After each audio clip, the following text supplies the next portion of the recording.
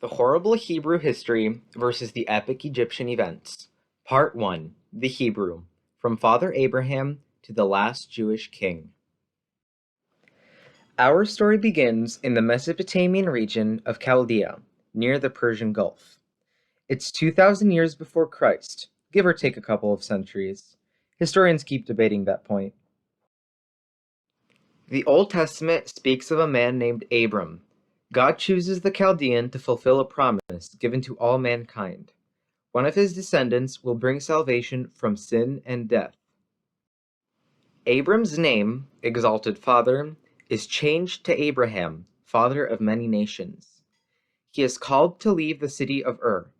Abraham travels through the Fertile Crescent from the Euphrates to the Nile. Along the way, Abraham spends time in Canaan. The land is promised as inheritance to his only legitimate son, Isaac. Abraham's grandson, Jacob, named Israel, triumphant with God, has 12 sons. They are the forebears of the 12 Hebrew tribes, plus the Levites. During a famine, Israel's family settles in Egypt. The local civilization is already ancient. The Hebrew people prosper and multiply on the banks of the river Nile.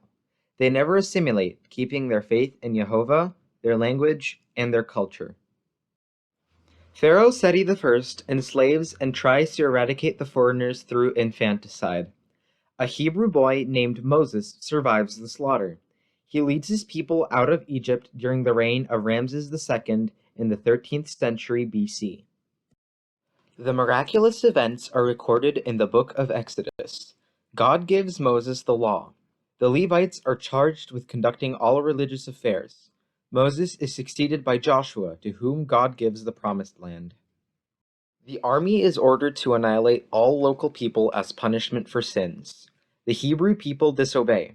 It's a decision that they will soon come to regret. The nation lives under theocracy for about 3 centuries. God is their king. After Moses and Joshua, Jehovah raises judges among his people, Deborah, Samson, and Gideon.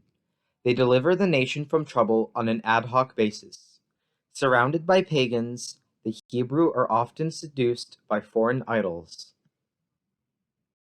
Toward the end of the 11th century BC, the people beg the prophet Samuel to petition God to give them a king. The Hebrew want their own royalty, just like other nations. Thus, they bring upon themselves and their descendants the curse of secular government. The new monarchy seems to start off well. Saul is anointed a king. He defeats the Ammonite, Philistine, Moabite, Amalekite, and Edomite armies. Killed in a battle, the first Hebrew king is succeeded by David. David conquers Jerusalem from the Jebusites and makes it his capital. Success leads to pride and corruption. David sinks into luxury and lust. Polygamy breeds discord in his household. 2 of David's sons try to steal the crown and get killed. Solomon, the next king, learns nothing from his father's mistakes. He gets himself a harem. Decadence follows prosperity. Solomon builds a magnificent temple to Jehovah.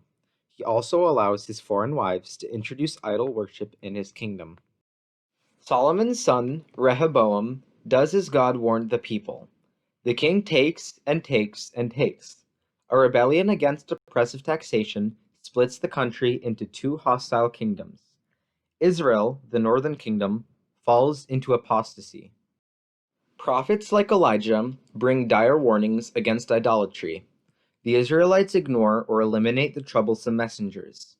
The country never sees peace and prosperity. 19 kings of 9 different houses sit on the throne. Many Israelite kings get murdered by their successors. The country suffers great losses from the invading Syrians, Assyrians, and Babylonians. Hoshea, the last king of Israel, witnesses the extinction of his nation after a war with Assyria in 721 BC. The northern kingdom of Judah fares a bit better when the people rally behind their God. The nation is ruled by 20 descendants of David over a period of 369 years.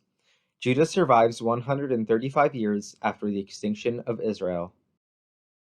Judah is between Babylonia and Egypt, the 2 great rivals of the age. Consequently, Jewish history is one of the constant reversals of fortune. The people engage in vices and the rulers in intrigue. This is followed by invasions of Egyptian, Israelite, Philistine, and Arab armies. Occasionally, kings like Josiah would clear the land of idolatry. He renovates the temple, bringing back the Mosaic law. The Jews return to the worship of Jehovah. The king dies in the epic battle of Megiddo, fighting for the Babylonian interests against the Pharaoh. The last Jewish king, Zedekiah, swears loyalty to Nebuchadnezzar. After 8 years, he conspires with Egypt against Babylonia. The Jews rebel for the 4th time against their eastern masters. Nebuchadnezzar is fed up with their treachery and marches on Jerusalem.